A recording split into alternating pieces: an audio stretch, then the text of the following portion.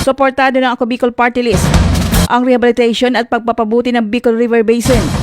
Ito ang pinahag ni Attorney Jan Almiro Chana, third nominee ng Ako Bicol Party List sa ginanap na press conference sa Kanaman Camarines Sur nitong Biyernes, Abril 25. Ayon kay Attorney Chana, nakakabigla ang nangyaring pagbaha sa Bicol at unang pagkakataon na ganun katindi ang taas ng tubig baha.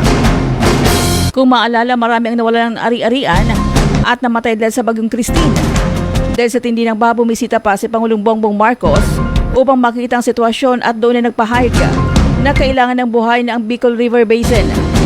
Dahil dito, nagpahayag ng pagsuporta sa pagbubuhay at pagsasaayos ng Bicol River Basin na isa sa tinitingnang solusyon sa matinding pagbaha.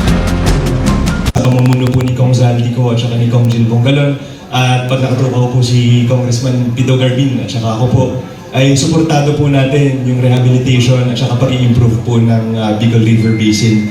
Dahil nakakagulat din po na for the first time bigla pong umabot sa ganong kataas na delubyo at saka sa ganong kataas na flood dito sa Naga.